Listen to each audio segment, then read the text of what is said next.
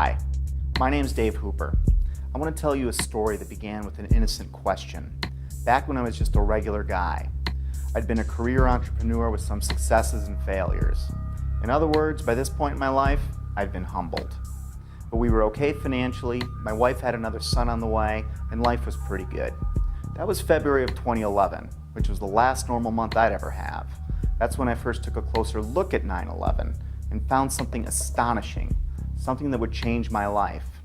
This is the story of how one simple accidental question came to be, and how it led to another, and then another, becoming a research obsession that crashed my belief system and drove my marriage, relationships, and sanity to the brink of disaster, and how out from that brink came my awakening. You can't write or talk about it, you just have to see it to believe it, and that's why this film was born. So let's start at the beginning, when my eyes first opened.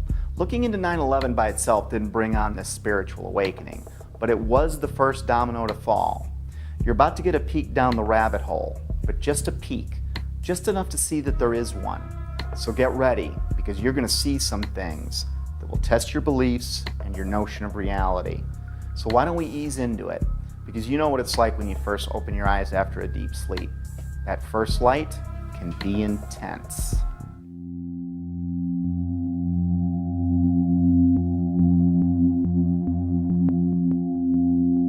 My awakening began with a simple question. It occurred as I watched a familiar clip of President Bush on the morning of 9/11. I didn't realize it then, but this question was about to change my life. Bush is sitting at Booker Elementary School in Sarasota, Florida at 9:05 a.m. when White House Chief of Staff Andrew Card whispers into the president's ear. A second plane has hit the second tower. America is under attack. That first question was, why didn't the Secret Service get him out of there immediately? They didn't know how many planes were hijacked yet or what their targets were. There were actually 8 planes that were hijacked. We had 11 reports of hijacked aircraft. There were thousands of planes still flying. As many as a dozen planes were reported hijacked at one point. And it was no secret the president was there. The school visit had been made public on September 7th, 4 days prior to 9/11. How could anyone be so sure hijackers weren't already on the way? Yet there he lingered, even after 2 more flights were confirmed hijacked, Flight 77 and Flight 93, the Pentagon and Shanksville planes respectively.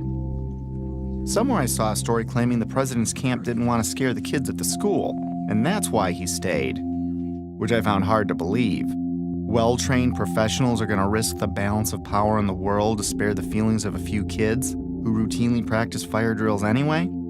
Well, I guess the answer was yes, because Bush stayed until 9:34 a.m., a full 29 minutes after it was known we were under attack. Think about that.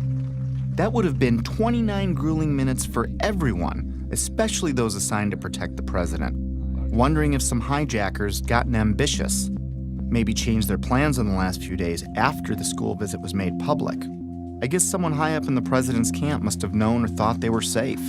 I mean, what else could it be? But how could anyone have known that? It had me thinking, but it wasn't a huge deal.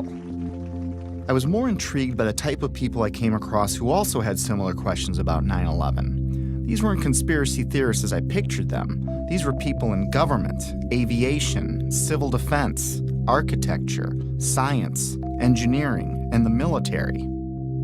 I decided to look further. I still had no idea the impact this would have on my life. I started by refamiliarizing myself with the incident, or I should say set of incidents. Of course, we all remember the second tower being hit, but I didn't put much thought into the other parts of that day. And soon after looking, I was reminded that there were several incredible events on 9/11. I put almost no thought into the particulars of that day for 10 years. But that was about to change. In chronological order, the official version goes like this.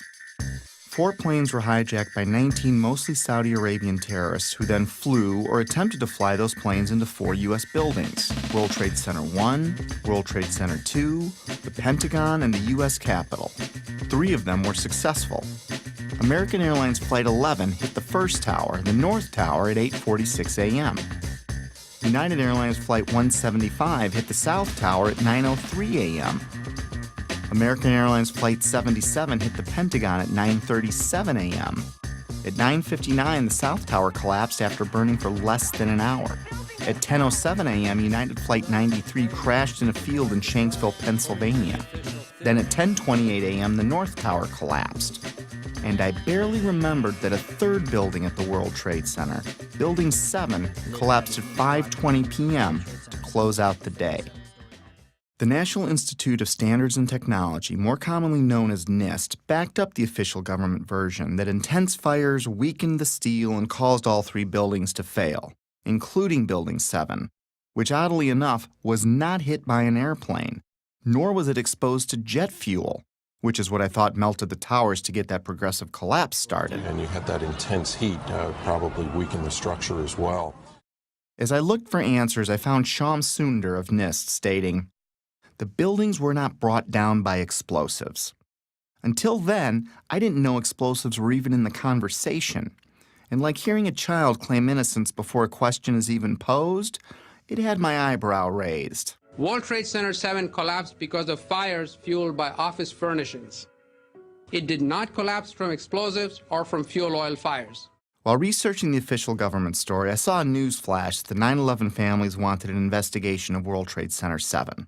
I was a bit surprised. Why would they be questioning the official story? That seemed a little out there, but who could be more invested than they were? So I listened to what they had to say. Our perception of what happened on September 11th is very different from the general public's perception, I'd say, for the most part. I believe that the public is still uninformed about most of the issues that are surrounding them. I just don't think the public at all knows. They want to believe. I think the truth sometimes can be frightening. There's some deep explaining to do. The bottom line is that it needs to be investigated. We have to demand a new investigation. I want justice here. Nobody ever stopped to have a scientific investigation. A scientific investigation. A scientific... What did these families know that I didn't? It's obvious once you look, they've been trying to say something is wrong, and we need to look at 9/11 more closely, especially Building 7. And they weren't alone. I found an endless sea of organizations, rallies, websites, books, and films about that day, but I never really heard about any of them on the evening news. The families and many others were pointing to World Trade Center Building 7, the last one to collapse. I wanted to research what was so special about Building 7. We were only a few days away from launching my new business when I shared with Betsy that I didn't think there was any harm in pushing it back a bit so I could look into Building 7 for myself. This news, combined with the controversial nature of what I was looking into, was met with less than enthusiastic support by my wife, even though she tried to hide it. It was understandable. Remember, our baby was due in a few months, and I was suggesting changes, but they weren't too big and she was okay with it, so I moved forward. And that's how it began. I didn't know it then, but I set us on a course that would lead our marriage to the brink of disaster. But that hadn't happened yet, so let's pick this back up at Building 7. Here are some basic facts. World Trade Center 7, which was located in downtown New York City, is sometimes called the Salomon Brothers Building, but is most commonly referred to as Building 7. With construction beginning in 1984, it benefited from many modern advancements in building technology. It was a 47-story, steel-framed, fireproof skyscraper standing 550 feet tall. It was 300 feet from the nearest tower, the North Tower, or about a football field away. Even though it was one of the largest buildings in Manhattan, it looked small next to the Twin Towers. In September of 2001, Building 7 would have been the tallest building in 33 states. It collapsed at 5:20 p.m. the afternoon of September 11th. Even though Building 7 was not hit by an airplane, the official explanation for all three buildings that collapsed was that intense fires weakened the steel, resulting in total symmetrical building failure. The official story goes on to state that in Building 7, column 79 gave out first, starting a progressive failure of the remaining columns, which allowed the building to fall almost as fast as a bowling ball would into its own footprint. If a building that size accidentally collapsed on any other day, it would have been as famous as the Titanic sinking. Yet according to a 2006 Zogby poll, 43% of Americans never even heard of Building 7. Building 7 housed the CIA's largest station outside of Washington, D.C. It also contained the Secret Service's biggest field office. The IRS, Department of Defense, and the SEC also occupied entire floors. The mayor's emergency management bunker was located in the building, but ironically, it wasn't used that day. The rest of the tenants were primarily banks such as Solomon Smith Barney, which occupied the top 17 floors. Many government and SEC documents for cases primarily against Wall Street banks, but also including WorldCom and Enron, were destroyed, crippling the investigation into thousands of cases.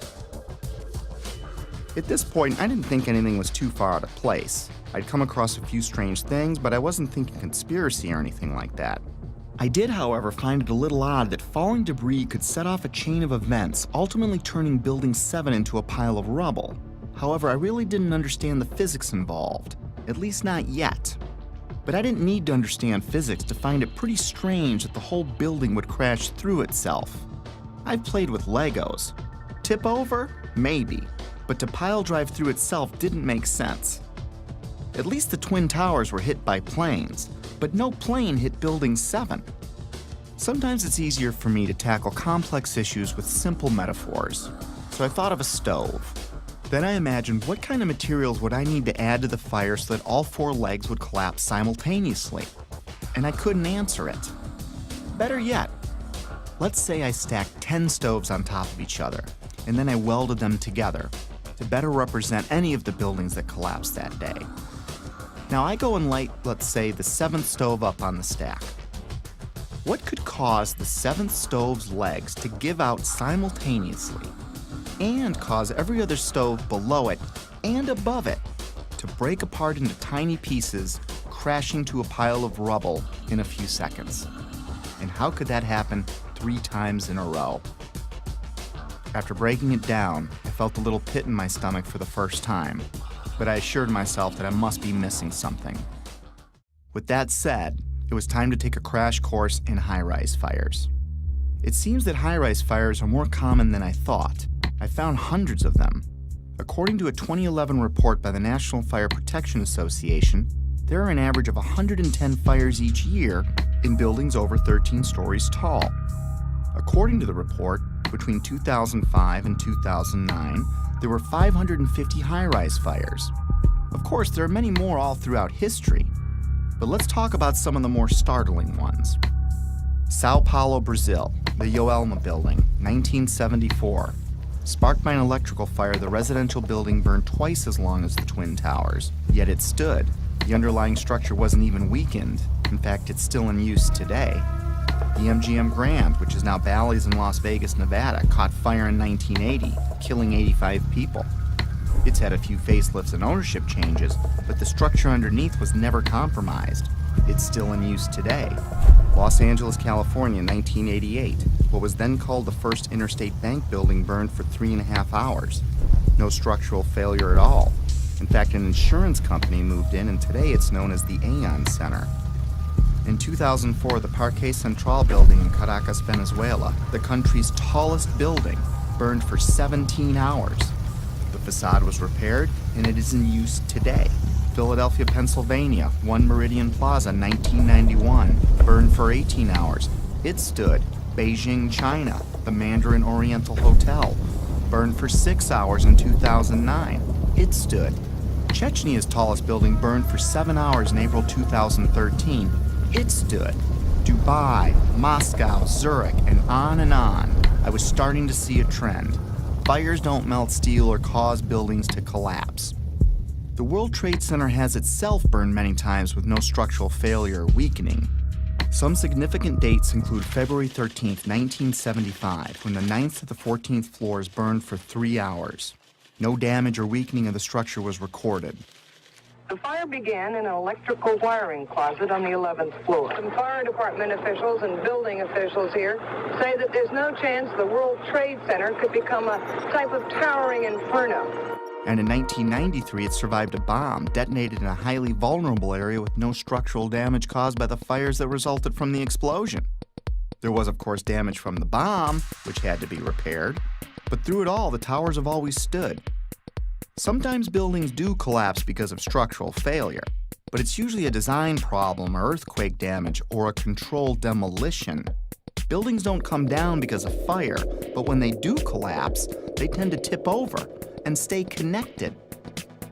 After reviewing hundreds of fires, I could find only 3 occurrences of fire bringing down a steel-framed high-rise in all of history, and all 3 were on 9/11.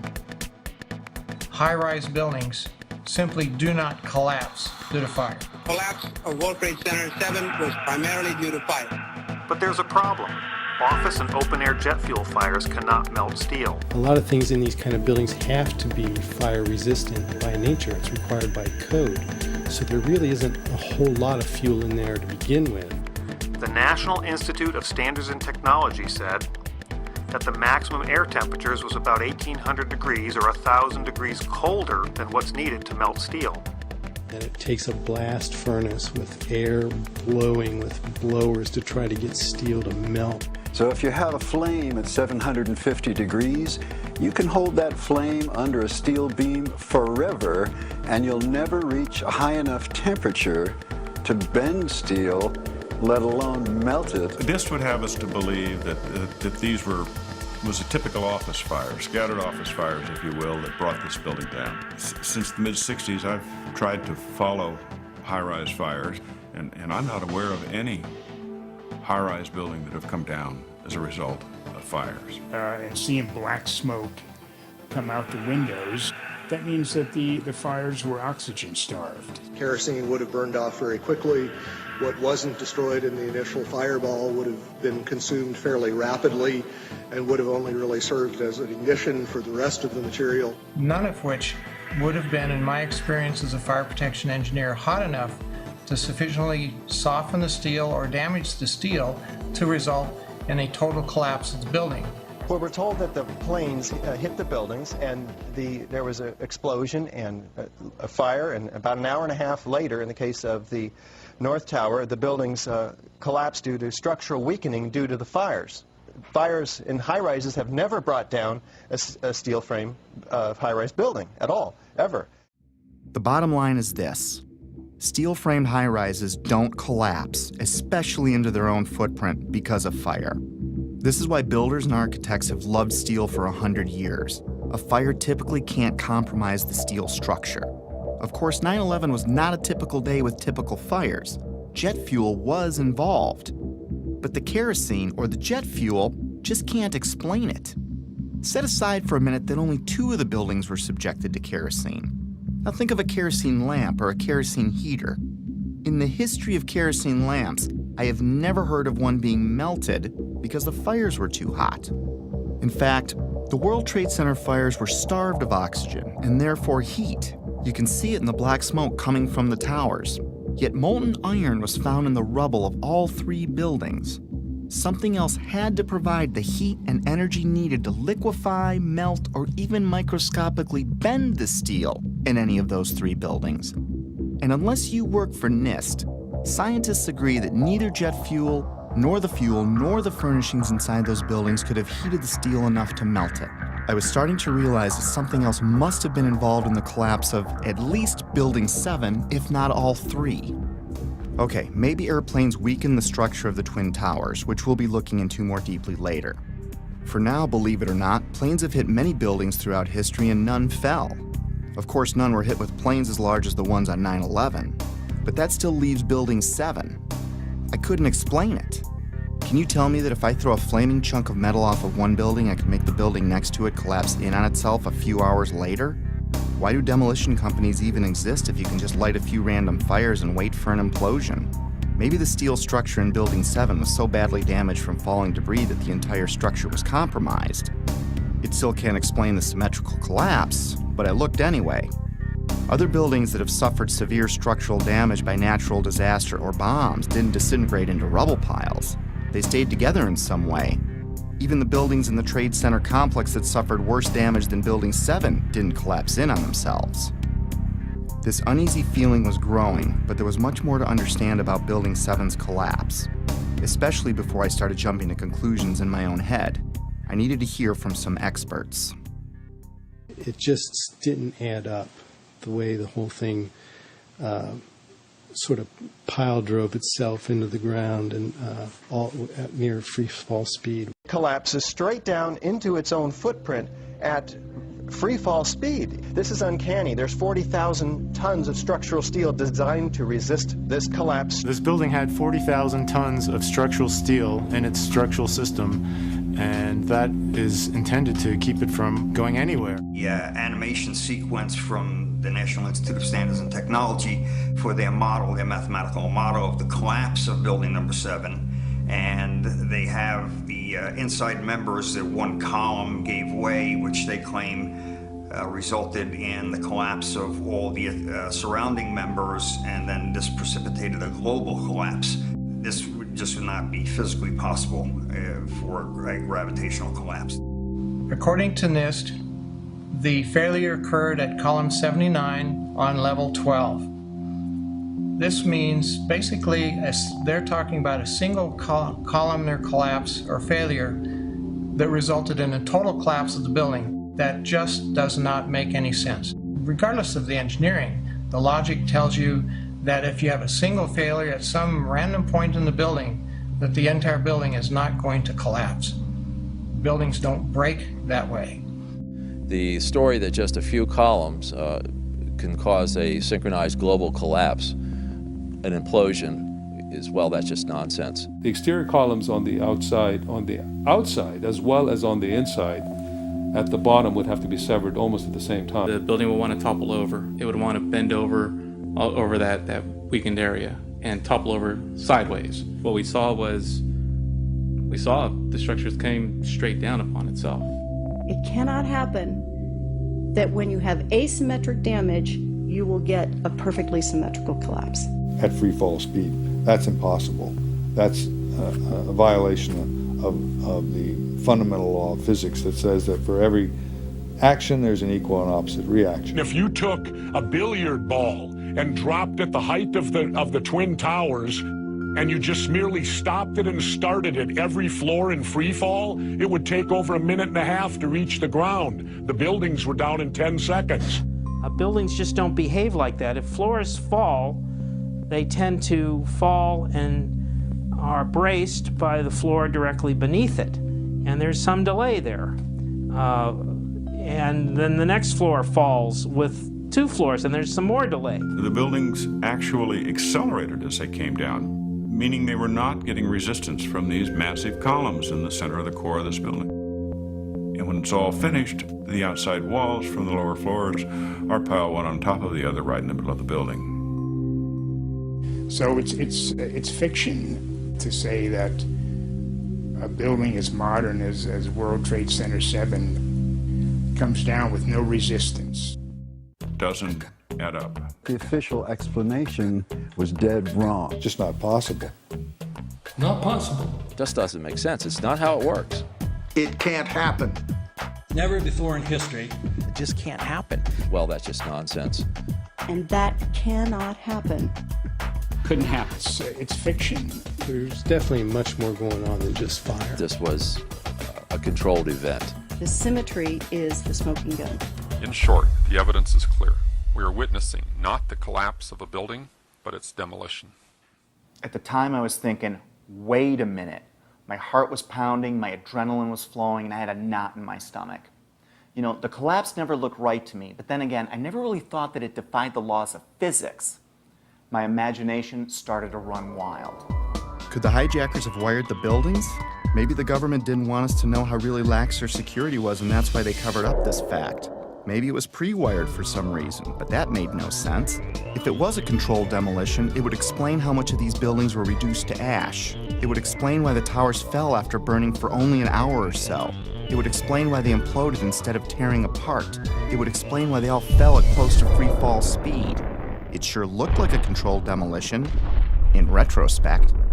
I couldn't stop at this point. I needed to know more. Late nights, coffee, research.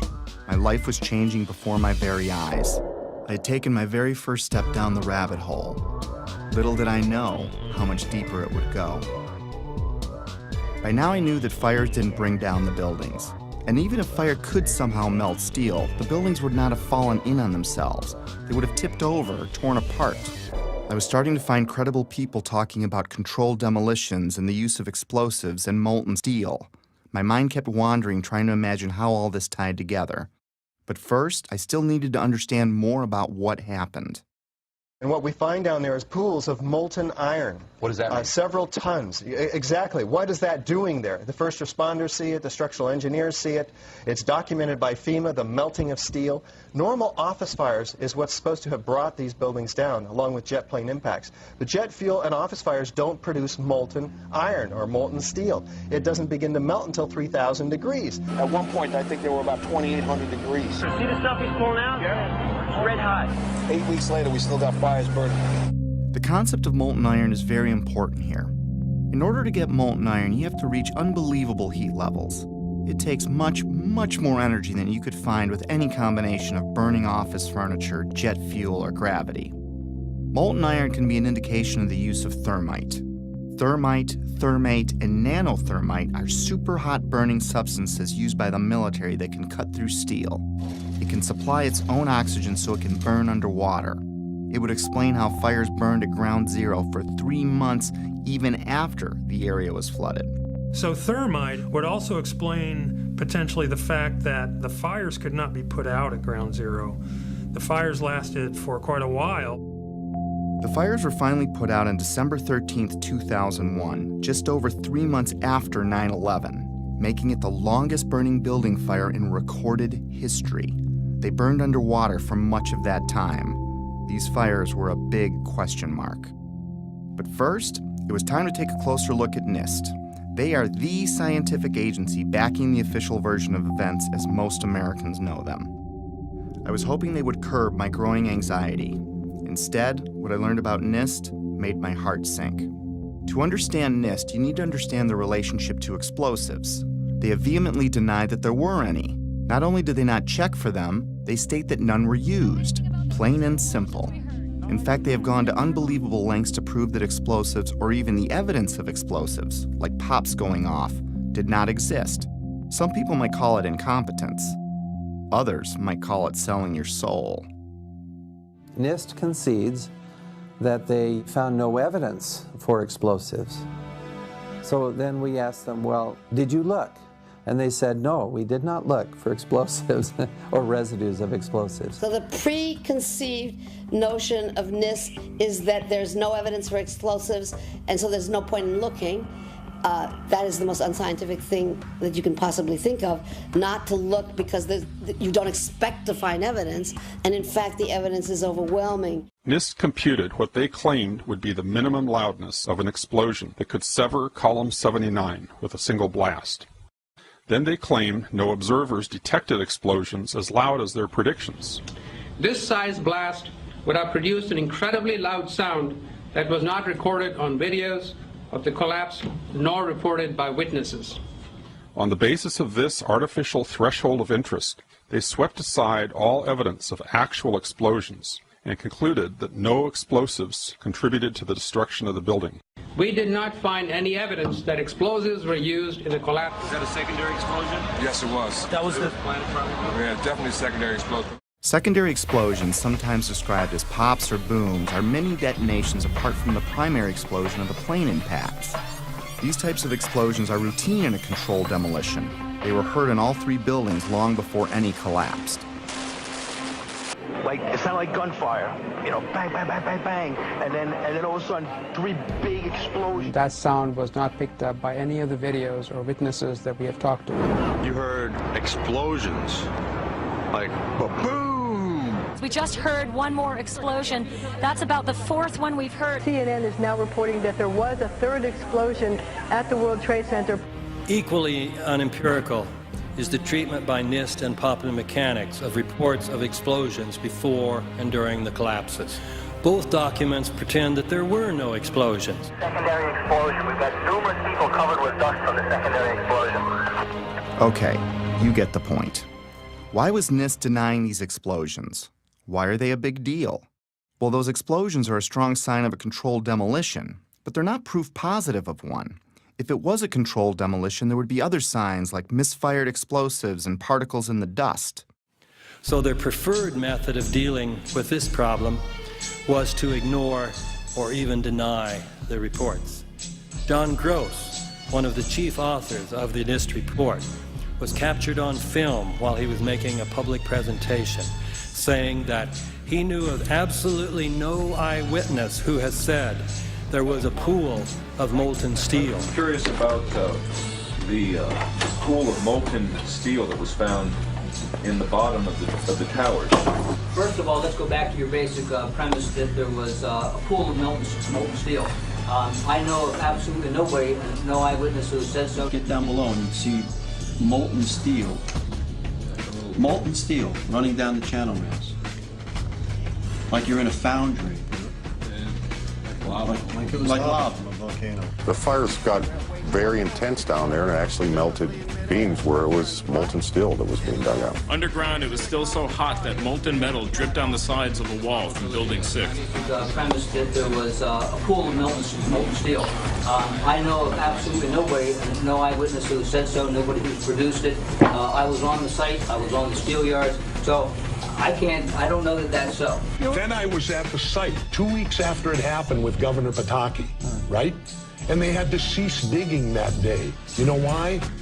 They were finding pockets of molten liquid metal. In an office fire, you cannot generate enough heat to melt steel. And yet we have evidence of molten iron in the microspheres, in the rubble pile, and the metal pouring out of the side of the tower. About 7 minutes before its final destruction, almost an hour after the plane hit, molten metal was seen coming out of the northeast corner near the 80th floor. What was going on here? These guys at NIST are the official version. Office and jet fuel fires can reach about 1600 degrees under ideal conditions, but NIST said that the fires burned at 1800 degrees, which they claim was just enough to weaken and bend the steel, which led to complete failure of each building's infrastructure. But that still leaves us more than 1,000 degrees short of molten metal, which was found all over Ground Zero. They denied that molten metal existed, and they denied that witnesses heard secondary explosions going off. Even the NIST computer animation of Building 7's collapse is inaccurate, showing the outer structural walls crumpling in instead of coming straight down. The NIST report, on which popular mechanics and much of the press has relied, is not a scientific report. It is a political document. We need to have an investigation of NIST themselves. I believe that the reports that came out are not true. So the fact that NIST says that is absolutely, in my opinion, it's criminal. NIST wasn't looking for the truth. They were trying to hide it. But why? Were they asked to falsify their findings? I didn't think they came up with this on their own. When I see John Gross fidget and blush as he states there was no molten metal, I see a man that is doing what many of us do when we don't tell the truth. It's basic human nature. My feelings at the time were like the moment you catch your significant other in a lie. Maybe there's an explanation, but your heart is racing until you get some answers. And if something like that's ever happened to you, you may understand needing to know more, but not wanting to know more, if that makes sense. Was there more evidence of a controlled demolitions besides explosions? And where did the molten metal come from? I needed more before I could get my head around this. I took a deeper look into all the buildings, the airplane strikes, and the possibility of planted explosives. Mostly, I was looking for something to explain away this growing pile of problems. I was looking for answers that could reduce my growing anxiety. Instead, I would fall further down the rabbit hole.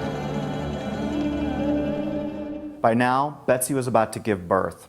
The idea of putting the business off for a week had turned into a few months, and I couldn't help from talking about my findings all the time, even though Betsy asked me to tone it down. She needed more from me as a husband and father, and I needed more from her to preserve my sanity. Then my dad died, and 8 days later, my son was born. I was all over the place. This prompted my first break. I was in a very strange place, grieving my dad and celebrating my son, while digesting this new information that no one wanted to discuss. What I'd been working on was no secret to my whole family, and everyone seemed pretty relieved when it looked like I was re-entering my normal life. I was enjoying the family and starting to talk about business again, which made Betsy happy. And I wasn't talking about 9/11 anymore, which made Betsy even happier. But just when things were getting back to normal, I started getting a feeling, an urge to get back into it. It kept growing and I couldn't explain why I had it. I tried to ignore it, but I couldn't. And like an addict that fell off the wagon, I was back at it like I'd never left. I still wasn't certain what brought down Building 7, but I was pretty sure it wasn't fire. And it certainly wasn't an airplane since it wasn't hit by one. Maybe a look at the Twin Towers could shed some light on this. Most skyscrapers are built on steel or concrete frames, which is a grid of columns and beams that goes all the way through the building. The World Trade Center was different. It was what engineers call a tube structure. It was a very, very strong mesh of steel. There's a large central rectangle in each of the towers that contained 47 columns, and these columns basically were the primary structural support of the building. These 47, 48 columns are essentially the superstructure of a battleship. They're essentially a suspension bridge. There's no way that burning kerosene can ever affect these in the least, if only because of the radiator effect. The minuscule possibility that fire somehow brought all three buildings down was gone. My only hope was that airplanes could have destabilized the buildings somehow. It didn't explain Building 7, but I was trying to give the official version every possible chance to be right. Let's look at the best documented impact that day. At 9:03 a.m., United Flight 175 hit the South Tower. The majority of the jet fuel burned off in the initial explosion, but maybe there was an explanation for the collapse in the plane impacts themselves. The first interview I came across was of Frank DeMartini, the construction manager of the World Trade Center. The building was designed to have a fully loaded 707 crash into it.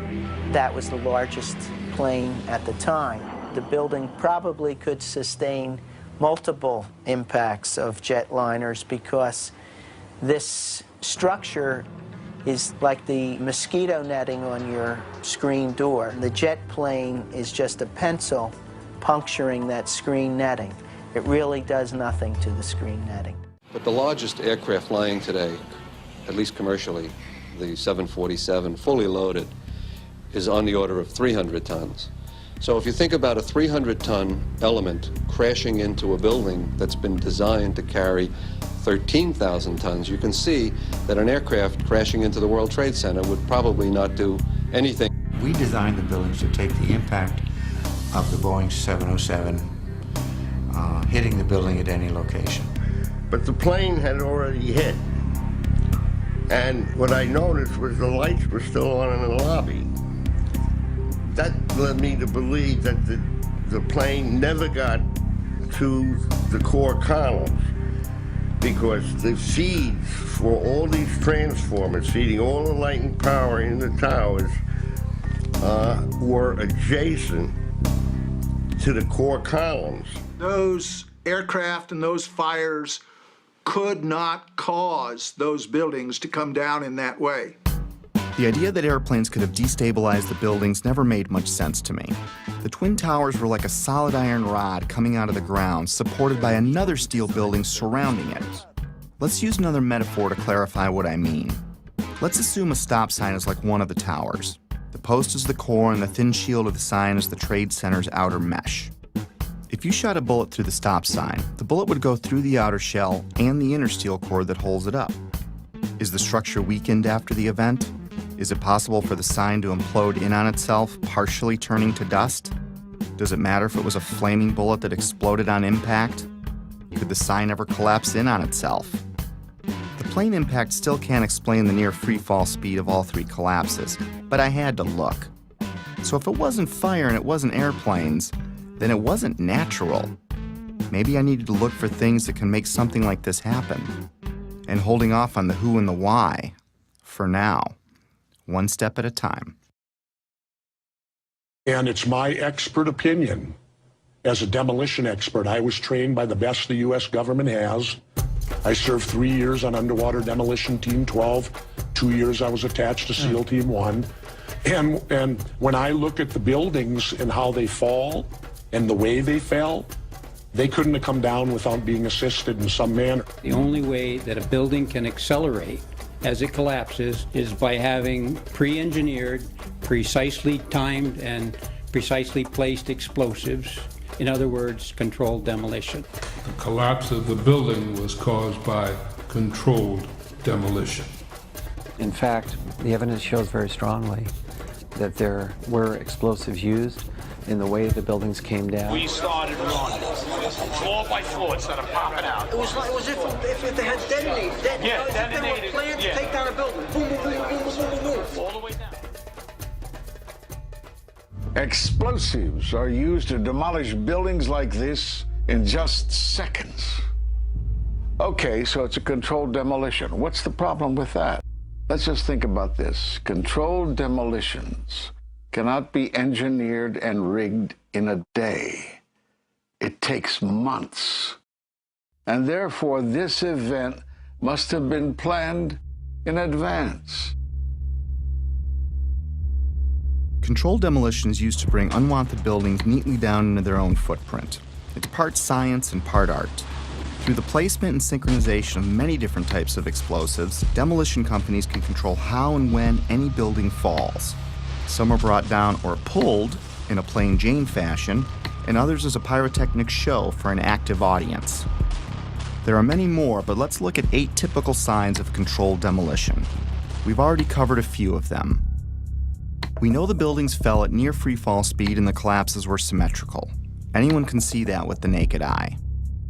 We already established people heard explosions, but it was confusing to me. And of course you're going to hear loud noises as a building collapses. This needed further investigation. By now I was only going to trust my own eyes when it came to researching 9/11. I think it's too important an event to let someone else tell you what to believe about it. But I'm getting ahead of myself. There are 118 documented testimonies of explosions heard from firemen and other first responders alone, which took a court order to be released, and that doesn't include the maintenance employees or regular tower workers. After analyzing locations and timestamps, I broke explosions into 3 categories. Impact synchronized booms were explosions seemingly timed with the plane strikes in the seconds before and after the collisions. Pre-collapse pops were explosions heard all over the buildings from the time of the first plane impact until Building 7 fell. The final booms and crackle are the main body of explosives, which are detonated over the span of a few seconds, leading up to and through the collapse. It seems that explosives went off in different parts of the Trade Center when each plane hit. William Rodriguez, a 20-year maintenance employee of the Trade Center who was decorated for saving many people that day, was in the building when the first plane hit. Let's hear what he and a few others had to say about a subterranean explosion coinciding with the first plane hit. It was a huge explosion that came from under my feet, meaning that it came from the sub-levels between B2 and B3. And then there was a huge explosion at the top of the building. You could hear the difference from the bottom and all the way through the top. They were having coffee in the World Trade Center when the first plane struck. And all of a sudden it sounded like, I don't know where the subway is, but it sounded like a subway collision, a bomb. Just got out of the tunnel and it blew. The subway tunnel? Yeah. Yes, I was right there. I was down in the basement, came down, all of a sudden the elevator blew up, smoke. I dragged the guy out, his skin was hanging off, and I dragged him out, and I helped him out to the ambulance. What that man is describing sounds like an explosion, not jet fuel dripping down elevator shafts, as stated in the official version. Why did so many people hear an explosion below ground? A collision above might crack or break some windows, but I didn't understand how that could tear up the lobby, especially when you consider the base of the building would have felt the least amount of vibration as the shockwave was absorbed by the 95 floors above it. Remember, these images are from before the second plane strike, meaning these images were recorded between 8:46 and 9:03 a.m. The only thing that had happened so far is a plane impact around the 95th floor of this building.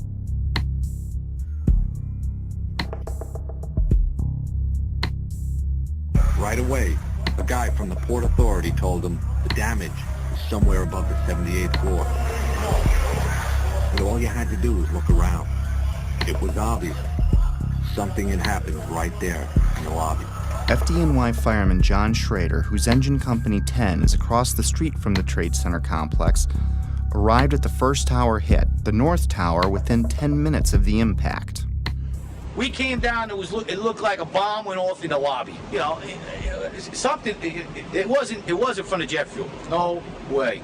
The ladies that are with me were in the World Trade Center in the first building and escaped through the lobby, where they report that they believe there was a bomb in the lobby. The bomb hit the lobby first, and a couple of seconds in the first plane hit. I mean, I know of people that got killed in the basement. I know of people that got broken legs in the basement. People that got reconstructive surgery because the walls hit them in the face. At the time, I was actually in the subway heading towards the World Trade Center right around Franklin Street. And after the first explosion, the subway station started to fill with smoke. The subway cars started to fill with smoke, and the subways actually stopped. With so many people talking about the explosions at street level, it would make sense that early reports had the FBI and others looking into bombs at the base of the buildings. Apparently what appears to happen was that at the same time two planes hit the building, that the FBI most likely thinks that there was a car or truck packed with explosives underneath the buildings, which also exploded at the same time and brought both of them down. Reason to believe that one of the explosions at the World Trade Center may have been caused by a van that was parked in the building that may have had some type of explosive device in it. I spoke to the chief of safety for the New York City Fire Department. We received word of the possibility of a secondary device, that is another bomb going off. There was another explosion which took place. According to his theory, he thinks that there were actually devices that were planted in the building. Jenny Carr was recording a business meeting near the Trade Center at 8:46 a.m. on 9/11 when we hear the basement explosion. 9 seconds later, we can hear the first plane hitting the North Tower.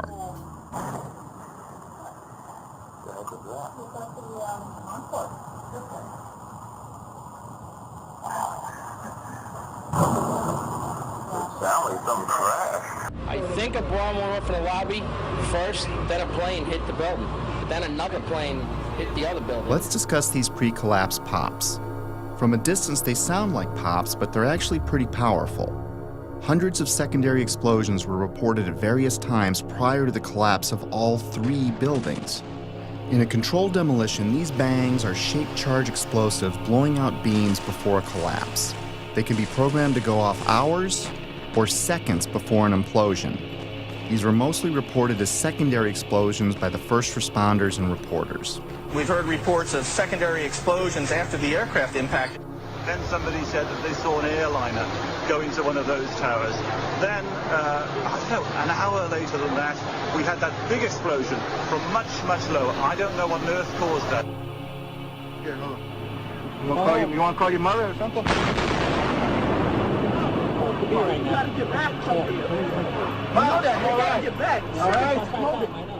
The final booms and crackle are like the grand finale of a fireworks show. In a controlled demolition, the vast majority of the explosives are set to go off in an ordered fashion over the span of a few seconds as the building collapses.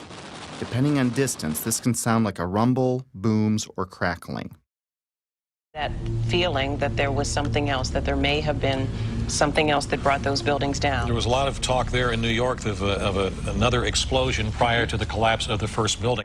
We could hear a rumble, which was about 5 seconds long, preceding the actual collapse, and then a boom when each of those towers collapsed.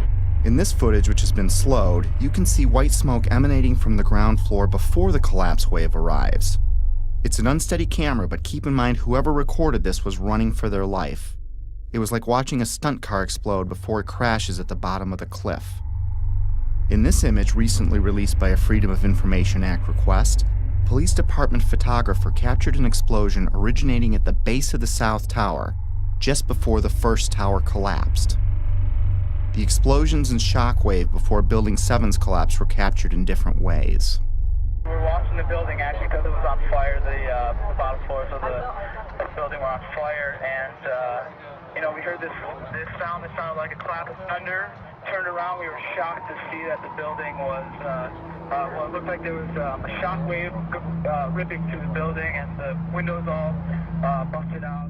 In the end, the evidence of explosions was ignored by the organizations behind the official version, like NIST, FEMA, Popular Mechanics, and the 9/11 Commission.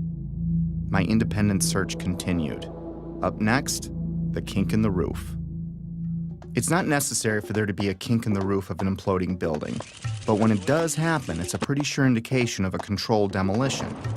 The roof can only kink in when the central support columns are blown out first, meaning the destruction of the building is coming from inside it, not outside. This is done by design so the building falls in on itself. The kink in Building 7 is clearly visible to the naked eye.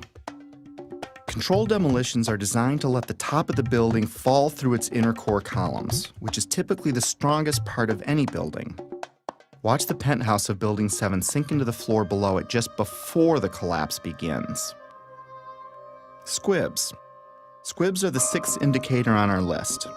In demolition vernacular, squibs refer to visible blast from explosive charges. Often they are visible through mistiming or malfunction in some way. Usually they are hidden in the debris cloud. In simple terms, squibs are visual evidence of explosives. Squibs were recorded from the moment of the first plane impact through the collapse of the last tower. For me, they went unnoticed until I looked at the video more closely.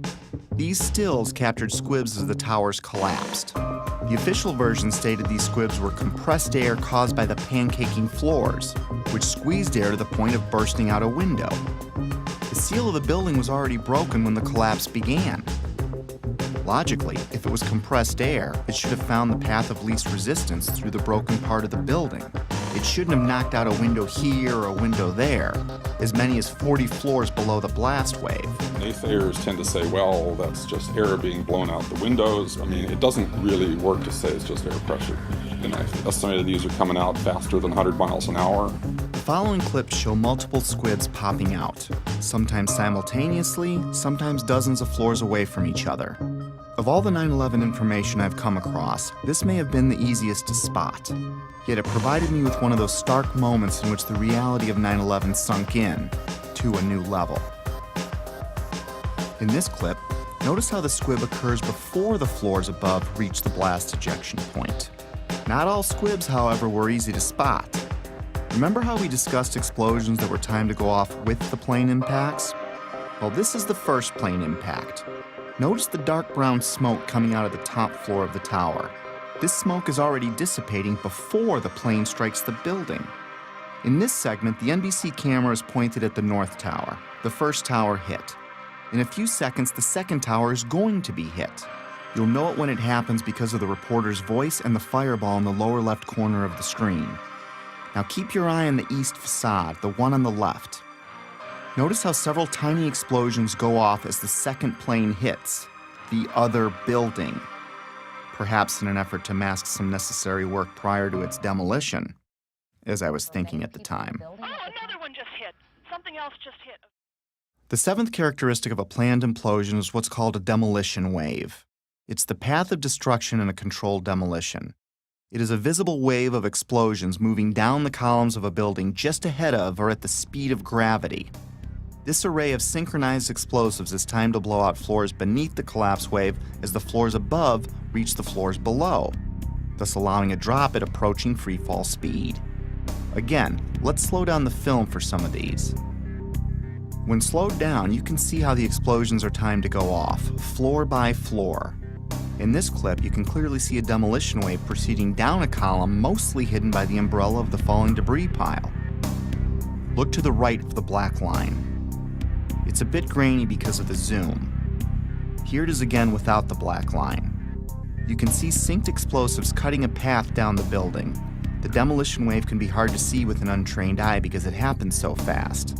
I've tried to highlight a few more examples in the following clips.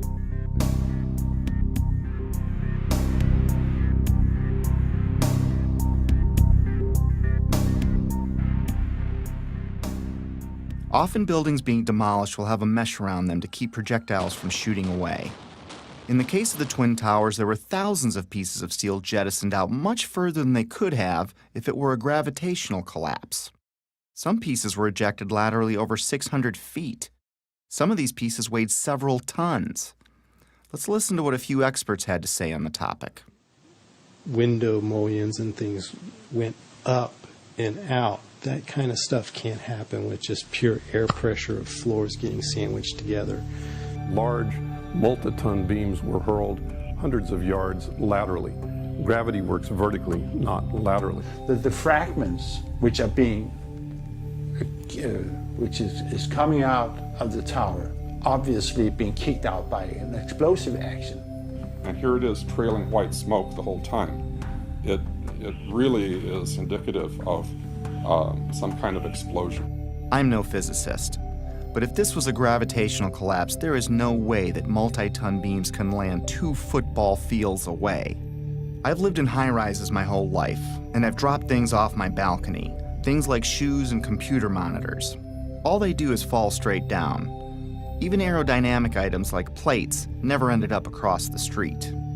In some of these clips, you can see projectiles actually propelled upward, forming an arc. If this were a gravitational collapse, pieces could not be shot upward. And consider the pieces we see. The small pieces weigh a few pounds and the biggest pieces weigh several tons. In this clip, a multi-ton steel box column had so much lateral force that it pierced the building across the street. To give you an idea of its size, here you can see a construction worker standing at the base of the box column being installed. If I can't chuck a shoe more than 150 feet from the 50th floor of my building, how much force do you need to get a multi-ton steel girder to triple that? I could pretty much rule out a gravitational or progressive collapse with the physical dynamics I'd seen with my own eyes. And I found it ironic that the only part left standing was the base of the building. Even though the whole building landed on it, it was the only part of the building whose columns did not become dismembered. Perhaps that says something about the difficulty in wiring the atrium of the towers. And maybe these columns at the base did what the rest of the building should have done, and that is stay together in some way. Just a personal observation I'd made at the time. Of course I've been wondering how the hijackers wired the buildings. It was the only thing that still made any sense, even if barely. But I stopped wondering how the hijackers did it when I learned what was found in the Ground Zero dust. Even though the cleanup and removal of the Ground Zero evidence began within hours of the attacks, not all of it was removed. Many different dust samples were analyzed by scientists all over the world, and what they concluded put the final nail in the coffin of the official story for me. We touched on thermite earlier, but we're going to look into it more deeply for reasons you'll soon understand. Thermite is a chemical mixture, usually of metal oxide and aluminum powder, with several variations. It's often used in fireworks, underwater welding, and military weapons. It can also be used to cut steel beams. When thermite is detonated, it leaves traces of itself in the debris, like perfectly round microscopic spheres of iron, and unexploded thermite itself, both of which were found in the Ground Zero dust. The fact that explosive residue was found in the dust didn't surprise me, at least not by now. I already knew in my heart it was a controlled demolition. What rocked me was the type of thermite found. You see, it was a special type of thermite called nanothermite, and it meant that the odds that the hijackers could have done this dropped to near zero. My belief system kept taking more hits, which we'll discuss in a bit. For now, though, let's have the experts walk us through the basics. In 3 different samples from 3 independent researchers, the R.J. Lee Company, the USGS, and Dr. Stephen Jones's work. All 3 separately found these microspheres. As much as 6% of the World Trade Center dust consisted of tiny, previously molten iron spheres. You cannot get a perfectly round sphere of metal from the building tearing apart. The only way you can get that is by starting with a molten liquid. Then the hydrostatic pressure will create the perfectly round sphere as it solidifies. So what produced all that molten iron? Well, it has in it the chemical evidence of a special incendiary, which is thermite, a high-tech incendiary used to cut through steel like a hot knife through butter. These spheres have iron, aluminum, fluorine, manganese, very unusual elements associated only with thermite. And there's small chips of unignited thermite as well. In the dust, we found what we characterize as unreacted thermitic material in the shape of some very tiny red-gray chips. We captured the residue after the material had been heated. The red-gray chips, as we ignite them, produce spheres that have iron and aluminum, just like we see in the dust in abundance. And the composition was very, very similar. And that led to the conclusion of the paper, which was, we've got some form of thermite in these red-gray chips. What I can confirm also is that these chips, the red layer is thermitic. It does produce molten iron. I've heard this argument that somehow perhaps someone seeded these samples with nanothermite. There have been some that have argued that these red-gray chips could be paint of some form. I've also heard the argument that perhaps the falling buildings just generated this nanothermite. Well, no. So it wasn't, the red-gray chips are not the primer paint that was used on the WTC steel. These chips are not naturally occurring. They are not going to form because some materials fall down in a building and touch each other and get compressed together. That's just not what this material is.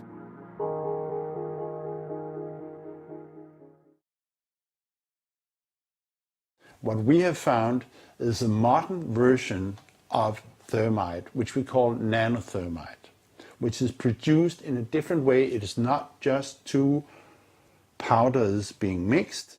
First of all, the iron oxide grains are uniform and approximately 100 nanometers across. That's very tiny, much smaller than a human hair. The aluminum occurs in plates that are about 40 nanometers across. I have no idea how to make those. I mean, this is a high-tech material, and it's embedded in a carbon-rich matrix with order. These red-gray materials have very orderly sheets containing aluminum. This is a material that is made up of nano-sized particles that are all very uniform, very symmetrical. The aluminum appears in thin platelets about 40 nanometers thick. It is the small size of the particles involved in this material that allow us to characterize it as nanothermite.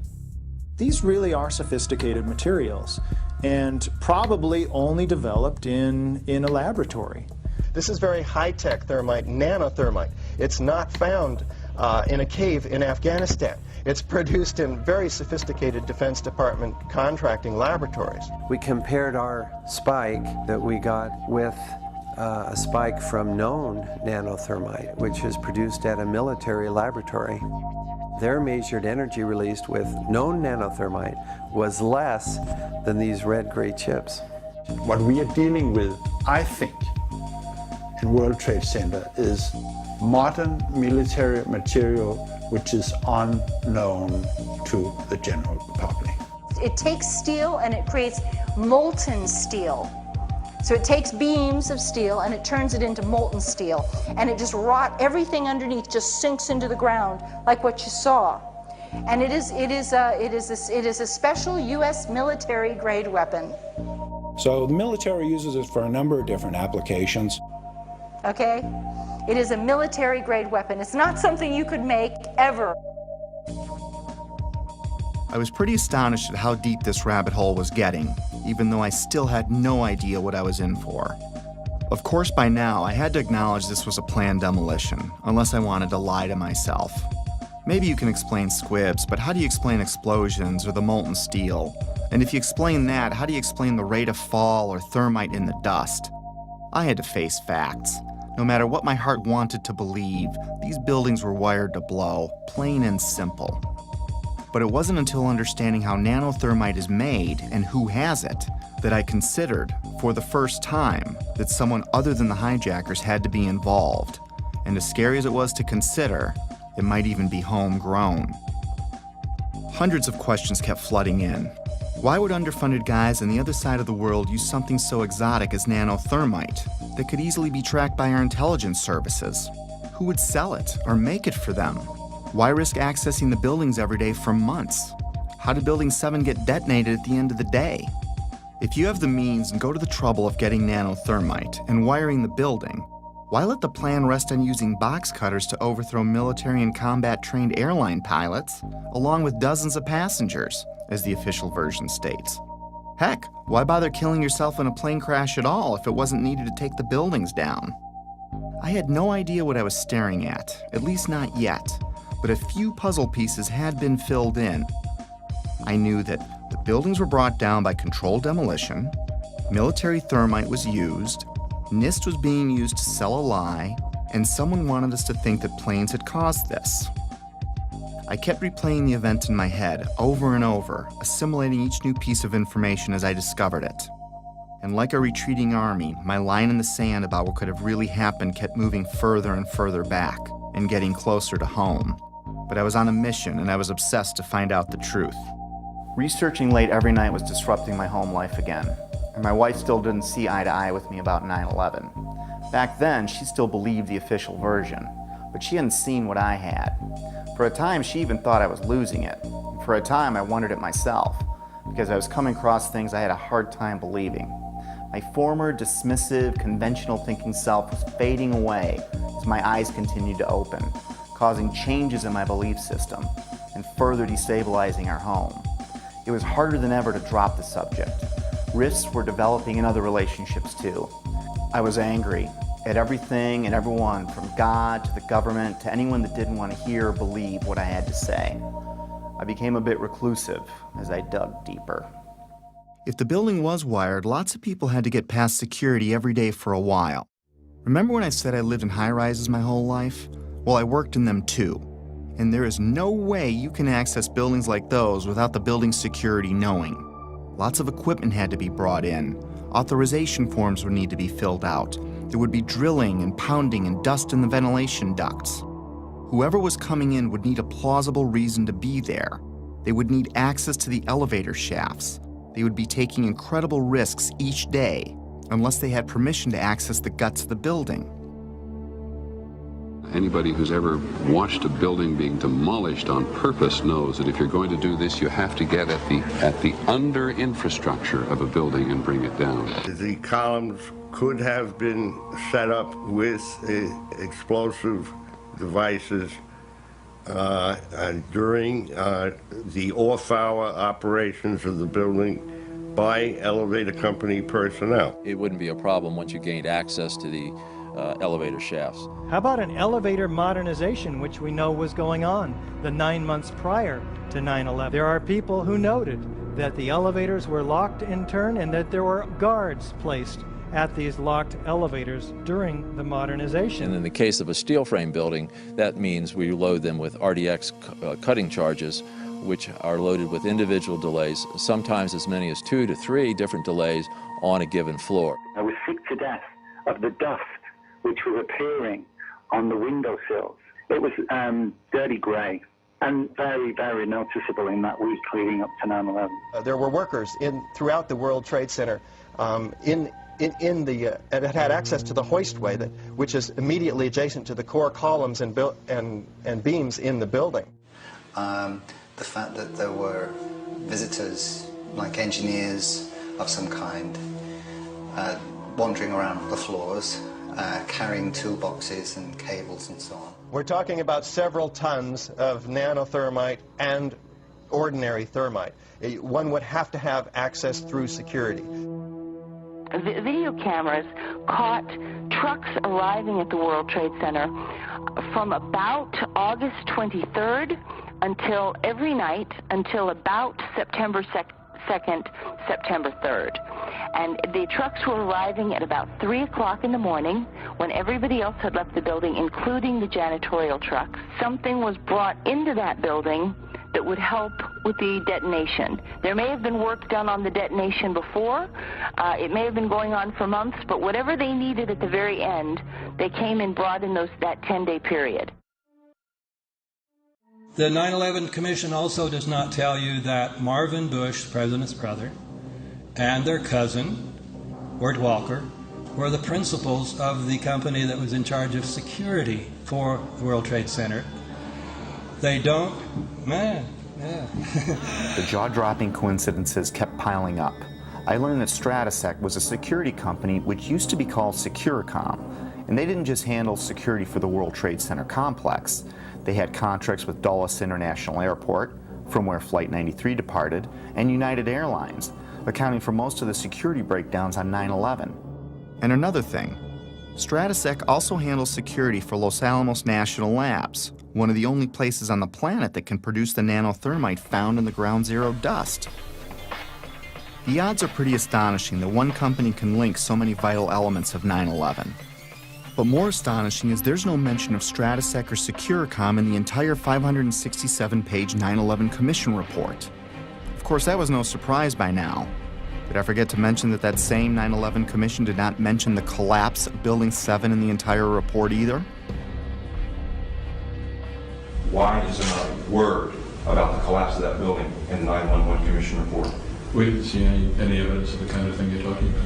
I didn't think this was something done by terrorists anymore, nor did I think this was done by any one man, even if a president. How does he get nanothermite? How does he get NORAD, the FAA, and our air defenses to look the other way? Or get access to the interior of all 3 towers? Or get 19 guys to kill themselves? Or get NIST and the 9/11 Commission to tank their investigations? Or keep the media quiet? Or keep a rival administration from exposing it? No, this seemed much bigger than even a president, and impossible for a man on the run. If someone like me with no budget or staff can find something clearly wrong with Building 7's collapse, how could an entire government commission fail to mention it in their report? Something big and strange was coming into view, seemingly coordinated and almost invisible, like 1,000 more puzzle pieces dumped out before me. I couldn't see the bigger picture yet, but I knew there was one, and it involved powerful elements of our world. This reminded me of a quote that struck me in Woodrow Wilson's book, The New Freedom. He writes, "Some of the biggest men in the United States in the field of commerce and manufacture are afraid of somebody, are afraid of something. They know that there is a power somewhere so organized, so subtle, so watchful, so interlocked, so complete, so pervasive, that they had better not speak above their breath when they speak in condemnation of it." I wondered if we were talking about the same thing, so I continued my research. I didn't even need to remind myself I was falling down the rabbit hole anymore. I was now fully expecting to see the unexpected. Remember the opening chapter, The Dog That Didn't Bark? It was a reference to a Sherlock Holmes story called Silver Blaze, in which Holmes deduces the culprit must have known the family dog, because the dog didn't bark while the crime was committed, as he normally would if a stranger were on the property. The same way the Secret Service didn't bark, by staying in the school. The same way real watchdogs like the 9/11 Commission, NIST, and the media didn't bark either. Lots of people, including politicians, the media, and emergency workers on the ground, knew Building 7 was going to come down well ahead of time, as impossible an event as that was. But even then, they said, hey, you got to stay behind this line because they're thinking about taking this building down. They're not sure if it's stable or not. So they were holding a line off because they had knowledge that something was going to happen. That by noon or 1 o'clock, they told us we had to move from that triage site up to Pace University, a little further away, because Building 7 was going to come down or being brought down. Did they actually use the word brought down, and who was it that was telling you this? The fire department, and they did use the word, we're going to have to bring it down. Keep your eye on that building. It'll be coming down soon. I didn't hear any creaking, or I didn't hear any indication that it was going to come down. And all of a sudden, the radios exploded, and everybody started screaming, "Get away, get away, get away from it!" And the whole time, you're hearing thum, thum, thum, thum, thum. So, I think I know an explosion when I hear it. We are on the phone with New York Fire Department Lieutenant David Restuccio. Can you confirm it was number 7 that just went in? Yes, sir. And you guys knew this was coming all day? We had heard reports that the building was unstable and that it eventually would either come down on its own or it would be taken down. And we were in a building in which we were trapped for about 10-15 minutes, and we set up headquarters at 75 Barclay Street, which was right there with the police commissioner, the fire commissioner, the head of emergency management, and we were operating out of there when we were told that the World Trade Center was going to collapse. The World Trade Center was going to collapse. It was going to collapse. It was going to collapse. But it was the media's pre-knowledge of Building 7's fall that was much more telling. Several news outlets around the world reported the collapse of Building 7 long before it happened. I listened closely to these segments. Considering Building 7 wasn't hit by an airplane and no high-rise has ever collapsed because of fire, how was it that all these different news agencies reported it before it happened? How can anyone report there has been an improbable accident before the accident happens? Now, more on the latest building collapse in New York. You might have heard a few moments ago, I was talking about the Salomon Brothers building collapsing. And indeed it has. Apparently that's only a few hundred yards away from where the World Trade Center towers were. That one of the other buildings, Building 7, in the World Trade Center complex is on fire and has either collapsed or is collapsing. That has structural damage as well. We saw a lot of glass broken out, and a corner of the building appeared to be in distress, and there's concern that there might actually be another collapse of that building. We are getting word from New York right now that another building has collapsed. Is that smoke coming from this third collapse? Okay, that is what we're understanding, which makes sense because it looks like the sun is going down. But I'm hoping that enough people have cleared out of downtown Manhattan so that perhaps it wasn't as full as it might be normally around 5:30 on a Tuesday. That information, of course, take a look at that right-hand side of the screen. It's going down right now. There it is. Yep. It went down. Brown building, the tall one, is number 7 World Trade Center. I've heard several reports from several different officers now that that is the building that is going to go down next.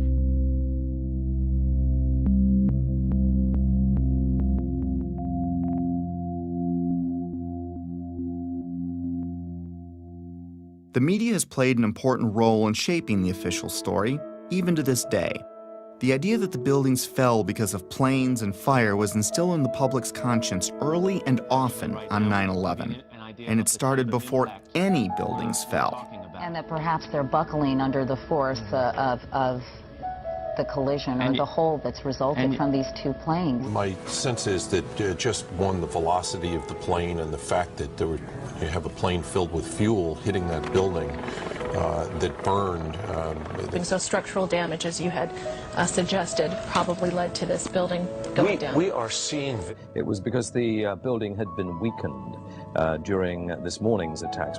And then I witnessed both towers collapse, one first and then the second, mostly due to structural failure because the fire was just too intense. And now we are told that there's a fire there and that building may collapse as well as you can. Pictures of airplanes flying into buildings, fires burning, huge structures collapsing, have filled us with disbelief. Metaphor time.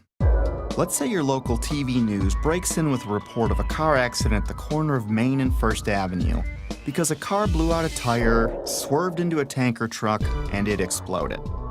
Now your office is at that corner, so you go out and look, but everything looks fine.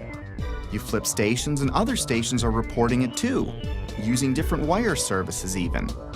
As you stare out the window wondering where there's another Main and First Avenue, a car drives into a parked gas truck and it explodes. Have you witnessed a miracle or a staged event? If what I was finding were mistakes in a massive ruse, then the sheer boldness and size of it alone is why I never saw it before. It reminded me of a quote often attributed to Joseph Goebbels, the minister of propaganda for Hitler's Nazi Germany, who stated that, "If you tell a lie big enough and keep repeating it, people will eventually come to believe it."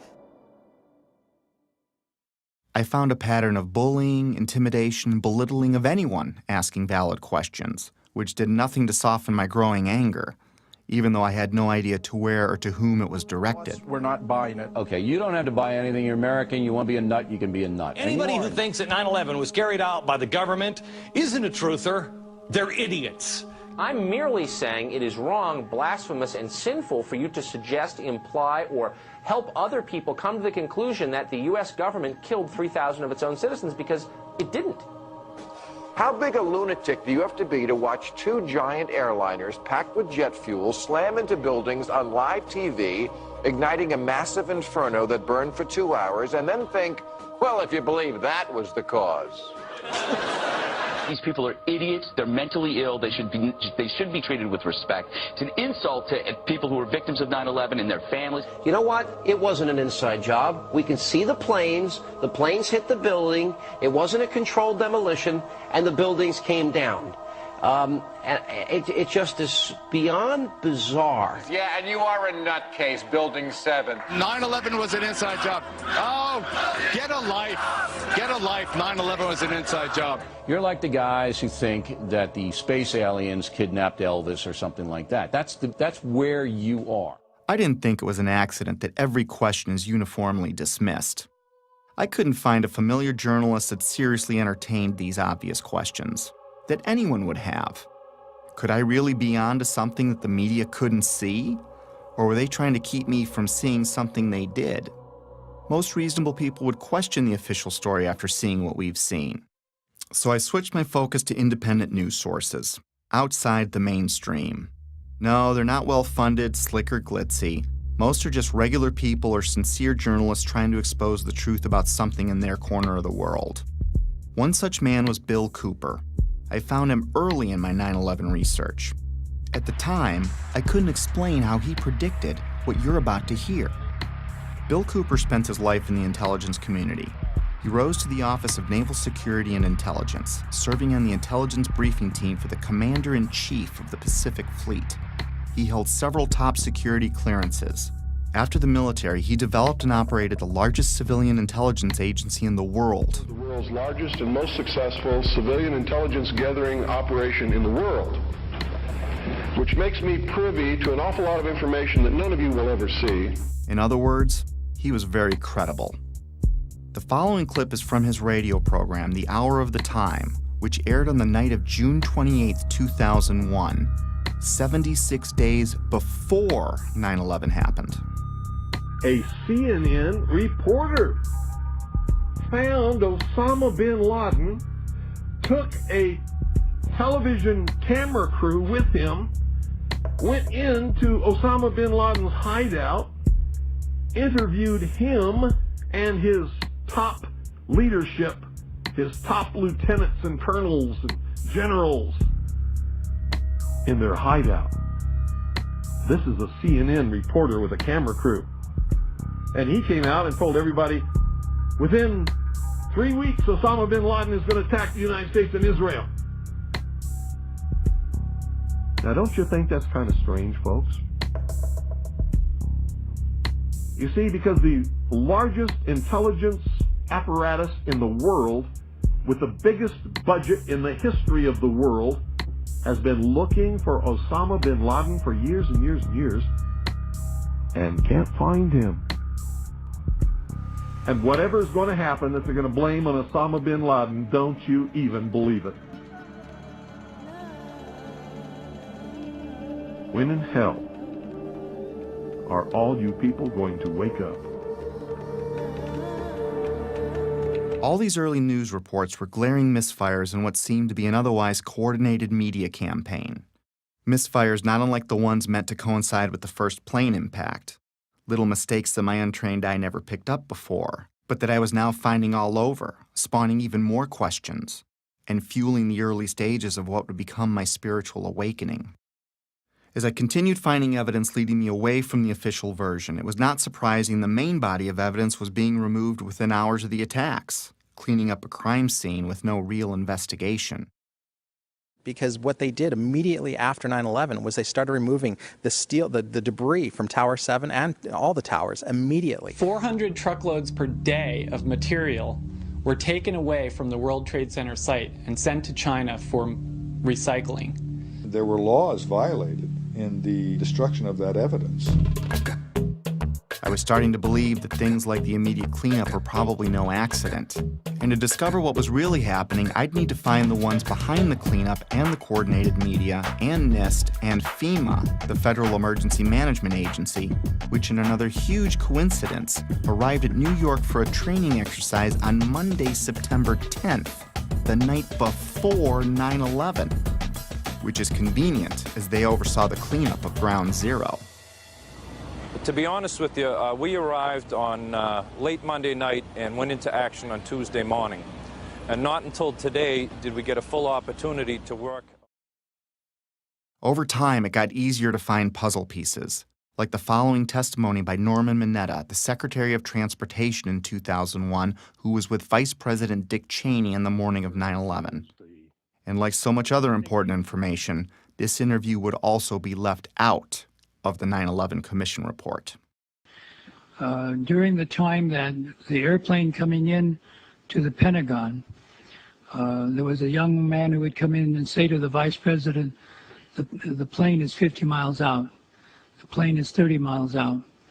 And when it got down to the plane is 10 miles out, the young man also said to the vice president, do the orders still stand?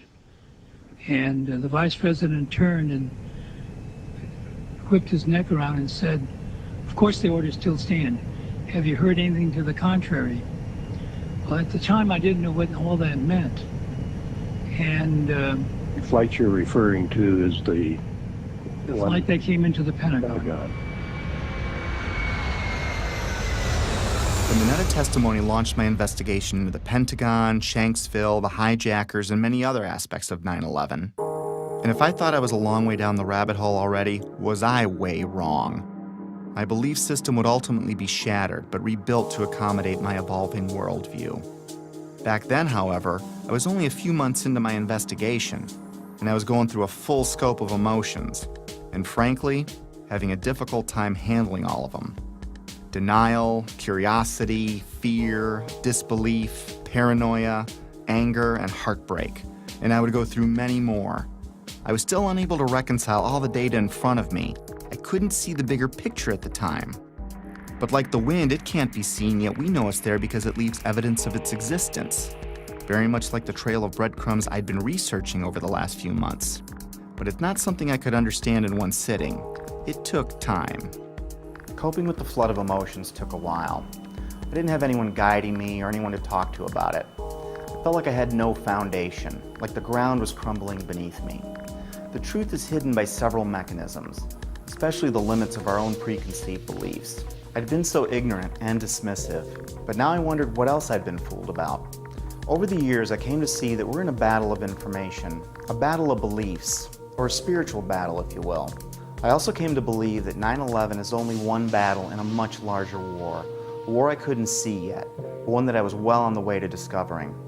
This is a lot to take in, and we all wake up at our own speed, if at all, which is why I stopped after only looking at the Trade Center portion of the attacks. There is so much more to this, but it's easier to process in smaller chunks. Betsy and I woke up at different speeds. My eyes started opening pretty quickly, but it took Betsy a few years, even though we talked about it all the time. It wasn't until she watched early versions of this movie that she began to believe me. I clearly remember the day in June of 2013 when she came voluntarily and shared her own thoughts about her own 9/11 research, something she'd never done before. And I knew by talking to her that her eyes were finally opening too. It probably saved our marriage. Getting past that stumbling block opened the door for us to reconnect. If there's a pit in your stomach, don't be overwhelmed or scared. Whatever's behind all of this has been there for a long time, and I'm sure you've lived, loved, and laughed in that time. And you still will. The shock will wear off, and what will be left is a much better understanding of how the world works, which makes the bad guys' jobs harder. Over time, the discomfort and confusion subsided, and I went back to my life, with clarity and new hope for what's ahead. Today I'm able to laugh and be happy and look forward to the future like everyone else. I have all that, and I'm more aware of important things happening around me. So if you want to forget everything you've seen, go back to your regular life. Soon you'll forget about all of this. Our defense mechanisms work that way. But if you decide to jump down the rabbit hole, my advice is to seek your own answers, do your own research, and don't let anyone tell you what to believe about anything. Because until you see it for yourself, it'll be hard to ever understand why it's so important to know it exists.